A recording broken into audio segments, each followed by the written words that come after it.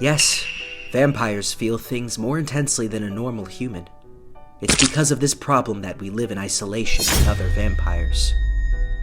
Just imagine, you're walking down the street calmly, and you accidentally bump into a vampire. If that vampire is a newborn, he will be extremely upset and will want to kill you.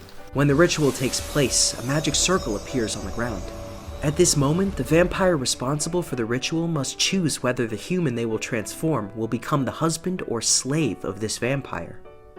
Lucy, this is my territory, and I don't accept other vampires in my territory that aren't connected to my family. You know that. And yet you come to ask me about it? Are you looking for war? The Inquisition is an organization made by the Vatican Church that trains humans to hunt down trouble-causing vampires, using blessed holy water weapons and Bible verses to cause permanent damage to vampire minds. Lucy, an older vampire, requests permission to bring in 50 of his offspring to Violet's territory for protection from the Inquisition. The protagonist agrees to the request, but draws a circle on the city map that excludes Violet's mansion and their house. Lucy, he's a lot like these politicians. He has good ties to noble families. Normally, noble vampires don't need human blood. Lord Victor discusses his plan to use Lucy as bait to attract the attention of the human organization, the Inquisition. He compares Lucy's tactics to those of politicians and notes his connections to noble families. Violet explains that noble vampires typically quench their thirst with the blood of their partner rather than humans. But some vampires, like Lucy, kidnap humans to offer new flavors. Victor discovers that the changes in his body due to being turned into a vampire will continue until his body is fully developed, which usually takes a week. Victor and Violet pretend to be tourists due to their pale skin color, drawing attention, and they encounter a truck carrying 20 vampires, which Violet says are like Lucy's subordinates.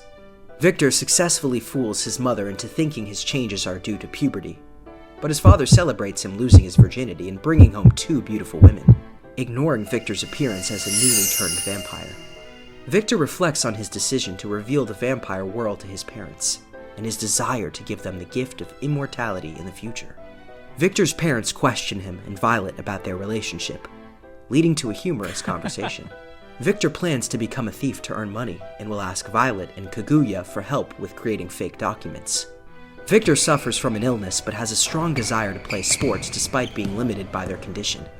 They are bullied by Luann Davis, the captain of their high school basketball team, but refuse to give up their dream. Victor later discovers that Luann is being supported by a vampire. Victor confronts Luann after a year of waiting for an opportunity to get revenge. They challenge Luann to a game of basketball, which they win using their vampire abilities. Ruby, a character who appears to be a vampire, watches the game from the sidelines. Ruby and Corneliu, a middle-aged nobleman, observe the basketball game and discuss Victor, who is revealed to be the husband of the princess of the Snow Clan. Corneliu is angered by this revelation and breaks part of the bleachers. Victor's basketball game against Luann, where he impresses the crowd with his skills and defeats his opponent, causing Luann to become increasingly angry and humiliated.